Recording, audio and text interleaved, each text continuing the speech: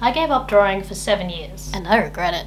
So I get that the title of this video is really weird considering I picked up art again, but I wanted to go over the things that made me walk away from something that I absolutely loved. I stopped drawing and completely stopped looking at art for something like 7 years. There are some people that have started and become extremely successful in that time. I even own some of their art books. I've slowly dipped my toes back in, and I wanted to really think about what made me stop last time so I don't leave again. So thinking about it, there are 4 big things that really came together that made me stop. The first one is bad friends, the second one is money, the third one is external validation, and the fourth one is good old mental health. So, with bad friends, I made some good friends in art, and I made some bad friends in art. The bad ones really impacted me. I spent a lot of time with some of them, therefore I cared a lot about their opinions, and those opinions were bad for me. On top of my already poor self-esteem, I made friends with someone who I fully supported and encouraged, but they did not give that back to me. They seemed to get annoyed when I did something well or showed improvement. There were so many red flags about that friendship that I ignored because I didn't know what a proper friendship was supposed to be. I also had some other friends who would get really upset when a really great work would be posted, and I even watched people get bullied for having good art. My takeaway from this was that I should not improve, otherwise I'd be treated badly. The bottom line is, if they don't want you to succeed, they're not your friend. You should be around the people that bring out the best in you, and if you don't have any, you could probably find them. Number 2, money.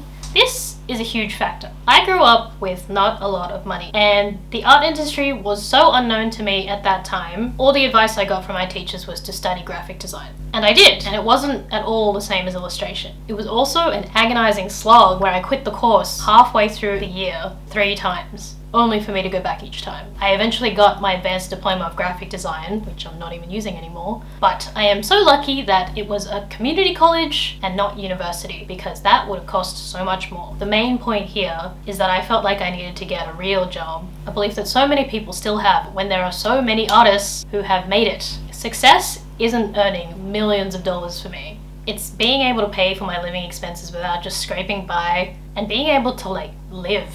When I started drawing, commissions were almost unheard of. People would scoff at a $30 price tag for a full illustration. Although I do remember people trading drawing for online currency at some point around the time that I kind of stopped, but I was not interested in wings for my Gaia Online character.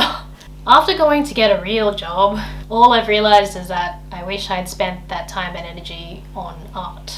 I'm a programmer now. I have a friend named Juby, and I have known her almost since the beginning of my drawing journey, and I met her through DeviantArt. This happened to her. She went out, she went to college, she got a real job, she became a dental hygienist, and she realized that her real job was taking a toll on her because she had to bend over people, looking into people's mouths, and that was messing up her back. And she realized that that stopped her from doing what she actually loved, the thing that her real job is supposed to be able to fund. She's now working as a freelance artist, and she doesn't have to think about this totally unrelated job. I would just love to work on getting better at art, but with a full-time job, it takes up 8-ish hours every weekday, and I have to concern myself with getting better at that job as well as getting better at art. Number 3, external validation. External validation got to me.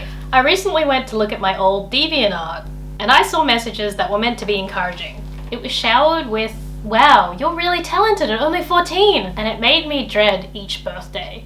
I felt like I had to hide my age, and I began to compare myself to people who were younger than me and already better, more skilled, had more numbers, and so on. The validation of getting X amount of favorites on a piece was so heavy on my mind that I eventually just started drawing what I thought other people would like.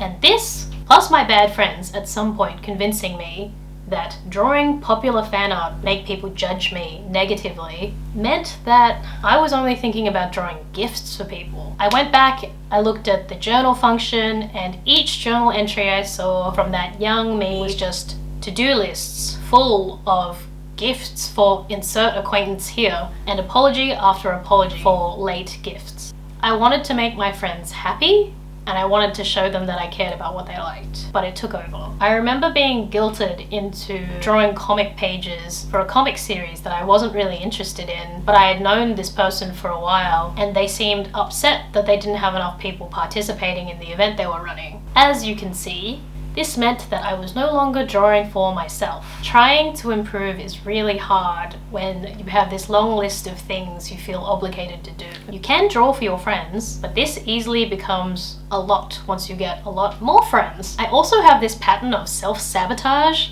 I would feel myself gaining more traction, more people looking at my art, more people hitting that like button, and I would have this instinct to shy away and not post anything for months to shake off the new eyes on me. This is awful for growth. I think this was tied to the idea that if I did something for attention, it was bad. And so I was trying to avoid getting numbers going up because it felt like numbers going up meant I was trying to get attention, therefore bad. My brain. The fear of being judged negatively was so hammered into me.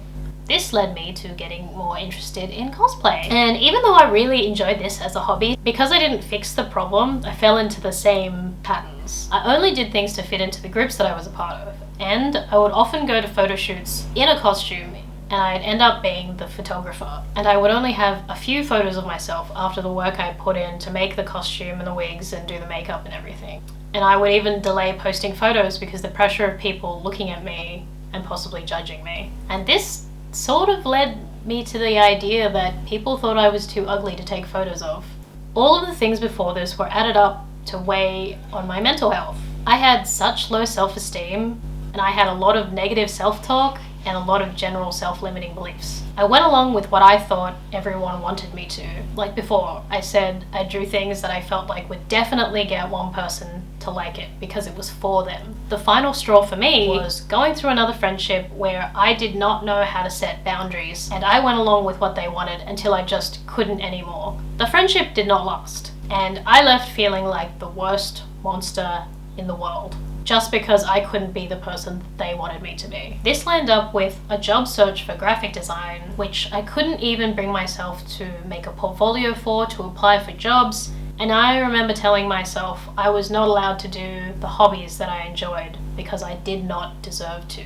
Yeah. I had completely messed up my relationship to art. So what did I do during the break? I went to get a real job. I got married. I got a dog. Even though I regretted taking a break from art, I filled in a lot of the gaps that I never worked on when I was growing up. As I was looking for my graphic design job, I happened upon an ad for a UX bootcamp. When I went in for an info session, I saw another flyer at the same place, which was about coding, which seemed actually more interesting to me at the time. So I decided to put my all into that course. And it really paid off. I got jobs really quickly after that, and I've been coding ever since. I also met my husband in one of my jobs, and we got a dog and a place together. These are some things I didn't really think I would ever get, but I'm really glad that I was in a place for these things to come to me at that time. And even though I do enjoy coding, and even though it pays well, I still have this urge inside me to build something for myself. Something I can't stop thinking about. Something that I don't want to turn off from when it's the end of the workday. This has been coming a long time, and I figured I may as well do this if it's something I wanted for so long. Where does this leave me now? What am I going to do now to let myself achieve the things I want? About bad friends. I've learned that I need to be able to communicate what I need for my friends, and if they don't want to hear that, then maybe I'll just spend a little bit less time with them. I also need to stop feeling like a burden to exist, and therefore try to make up for it by doing something for my friends. I'm going to make sure that the friendships that I have going forward do not involve me feeling bad about myself every time I spend time with them. I have to watch my own feelings and not ignore when something feels off about the way someone is interacting with me. And lastly, I'm going to make new friends, and I'm actually going to talk to the art friends I have so I can talk to people about art and I can grow from it. Having people to talk to is really handy when you get stuck. Money. As much as I say I regret not just working on art, not having money was really hard for me to ignore. I really needed a different environment from my family home to thrive.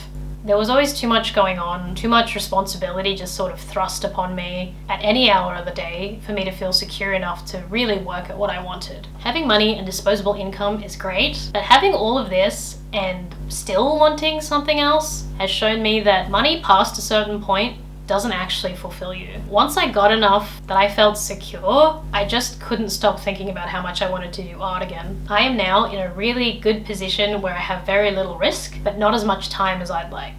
And because I've been thinking about doing something like this for a long time, I've accumulated a lot of equipment that I can use without having to invest more now. And I plan to save up while I'm working, while building income streams, so I can finally say goodbye to full-time work. External validation. I've recently decided to try to just do the things I feel people would judge me negatively for, and it feels really good. All of a sudden I feel like the limits that were put on me are slowly melting away. I do still have a bit of a voice telling me I shouldn't be doing it, but I fight back and I try to do it anyway. I want to make what I want to make, and if people don't like it, they don't have to stick around. If I make things that I myself don't want and I get success from it, is it really success? That's just going to lead me down another path of being miserable. This time around, if I start to see growth in people looking at my work, I'll take it as a sign to keep going. Mental health. For this, I have spent a lot of years trying to help myself. I watched a lot of videos, read about a lot of experiences, and slowly got better at some things. There were some other things that I never processed that kept coming back around. Even at work, I had a lot of moments where I was just so upset and I told myself I wasn't good enough to be there, and I suffered a lot. My husband has encouraged me to do small things, like speak kindly about myself out loud, and I think that definitely helps. But recently, with a lot of support and more encouragement from my husband, I decided to book a therapy session. I've been going for about a month now, and I'm already seeing changes. There is so much that a trained person can coach you with, and I know that this is not a viable option for everyone, but it can really help. If you have the chance and the means to do it, it's really worth it. I'm going to continue on with sessions till I get the tools to work out more things without a coach. I hope this helps someone out there struggling with just getting into making things they want to make. I guess I'm mainly making this video for myself, to remind myself that I do love art and I was not bad at it, but I just let things get in the way. I won't let it happen again. It's alright, Katie, I'm gonna put you back in a nice warm bed.